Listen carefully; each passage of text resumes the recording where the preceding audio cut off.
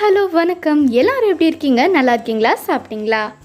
நம்ம channel Kavish good kitchen பார்த்தீங்கன்னா 100K subscribers reach பண்ணியாச்சு. எனக்கு ரொம்பவே ஹாப்பியாக இருக்குங்க. இது எல்லாத்துக்குமே காரணம் நீங்கள் தாங்க. நீங்கள் இல்லைனா கண்டிப்பாக இந்த 100K சப்ஸ்கிரைபர்ஸ் நம்மளால் ரீச் பண்ணியிருக்க முடியாது.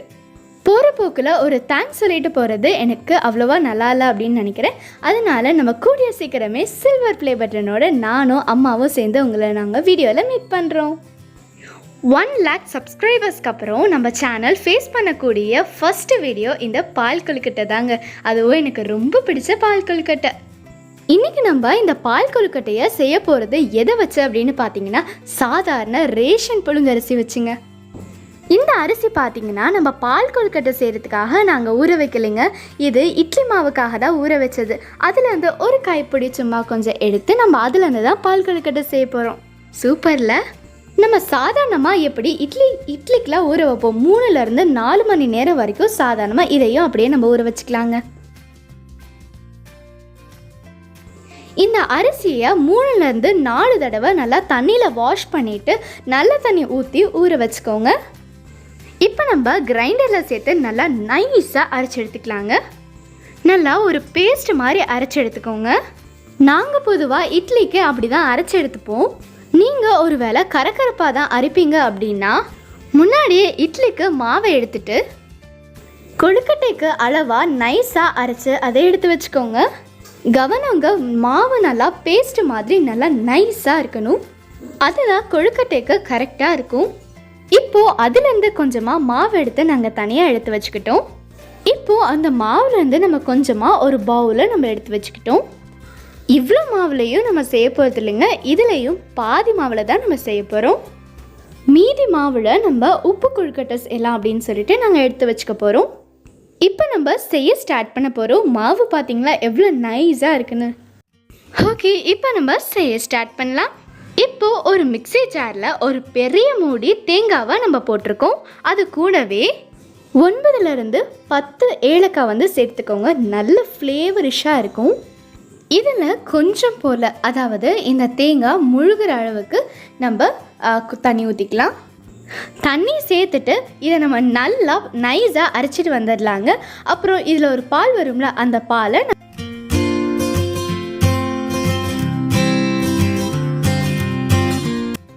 இதிலிருந்து கிடைக்கக்கூடிய முதல் பால் இந்த பால் கொழுக்கட்டைக்கு ரொம்பவே முக்கியமானதுங்க. இப்போ இதை ஒரு பெரிய தேங்காய் பால் வடிகட்டியில் நல்லா வடிகட்டிட்டு அப்புறம் சன்னமான துணி வடிகட்டியில் நம்ம இதை வடித்து எடுத்தோம் அப்படின்னா இந்த தேங்காய்க்கு பின்னாடி உள்ள பிளாக் கலரில் உள்ளதெல்லாம் ரிமூவ் ஆகிடுங்க. இப்போ நம்ம எடுக்கிற முதல் பாலை நம்ம தனியாக எடுத்து வச்சுக்கலாம். மீதி அந்த 2, 3 அந்த பாலை நம்ம ஒன்றா சேர்த்தோம் அப்படின்னா ஒன்றும் பிரச்சனை இல்லை. அது தனியாக இருக்கட்டும்.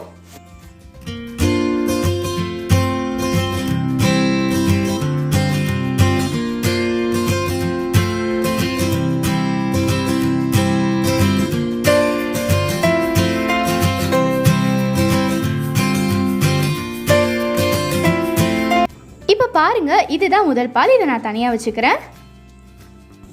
இது 2வது 3வது வடிகட்டி எடுக்கிற பால் இருக்குல்ல, அதை நம்ம தனியாக எடுத்து வச்சுக்கலாம்.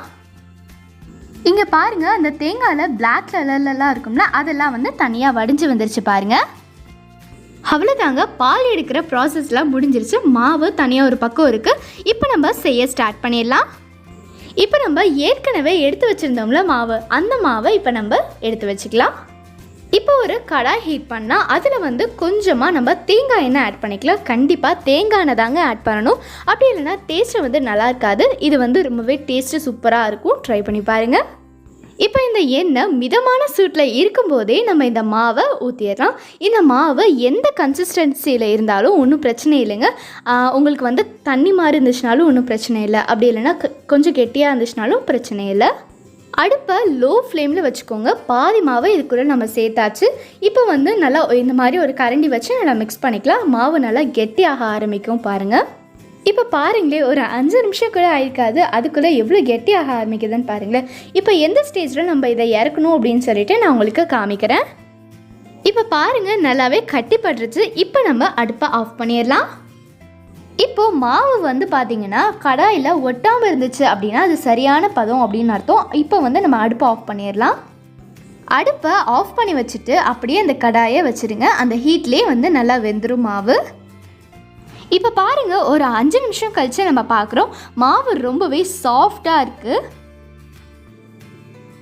கையில் எடுத்தோம்னா இந்த மாதிரி உருட்டு வருதில்ல, இது தாங்க கரெக்டான பதம். இப்போ இந்த மாவெல்லாம் ஒரு வேறு தட்டில் மாற்றிட்டு ஒரு சின்ன சின்ன உருண்டைகளாக நம்ம பிடிச்சி எடுத்துடலாம். நம்ம சின்ன சின்ன பால்ஸாக உருட்டுறதுக்கு முன்னாடி கைகளில் கொஞ்சமாக தேங்காய் எண்ணெய் சேர்த்துட்டு அதுக்கப்புறம் இந்த மாதிரி உருட்ட ஆரம்பிங்க. இங்கே பாருங்கள், இந்த மாதிரி கொஞ்சமாக மாவு எடுத்து நம்மளுடைய உள்ளங்கையில் வச்சு இந்த மாதிரி உருட்டணும்.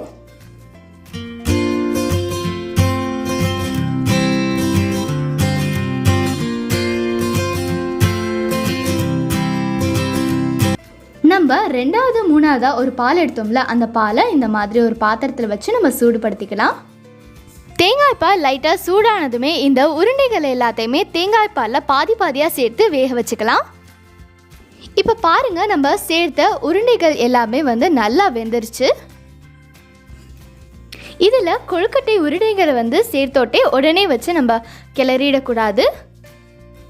அந்த கொழுக்கட்டை உருண்டைகள் எல்லாத்தையுமே நம்ம சேர்த்துட்டு ஒரு 5 நிமிஷம் லோ ஃப்ளேமில் வச்சுட்டு தான் நம்ம நெக்ஸ்ட்டு மிக்ஸ் பண்ண ஆரம்பிக்கணும். இப்போ பாருங்கள், நல்லா சூப்பராக வெந்தாச்சு. செம்ம சாஃப்டாக இருக்குல்ல. கொழுக்கட்டை நல்லா வெந்ததுக்கப்புறமா இதில் சுகர் அப்படி இல்லைனா வந்து நீங்கள் நாட்டு சர்க்கரை, வெல்லம் இந்த மாதிரி நீங்கள் சேர்த்துக்கலாம். நாங்கள் இன்றைக்கி ஒயிட் சுகர் தான் சேர்க்குறோம். நீங்கள் சுகரு தேவையான அளவு சேர்த்துக்கோங்க.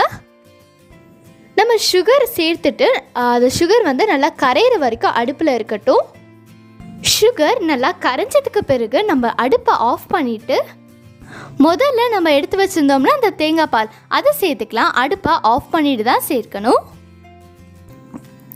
அவ்வளோதாங்க, நம்மளுடைய பால் கொழுக்கட்டை நல்லா ஜூஸியாக டெம்டிங்காக யம்மியாக ரெடி ஆகிடுச்சுங்க. ஒரு 2 நிமிஷம் கழித்து நம்ம பால் கொழுக்கட்டையை சர்வ் பண்ணிட வேண்டியது தான். அவ்வளோதான், நம்மளுடைய பால் கொழுக்கட்டை ரெடி ஆகிடுச்சு.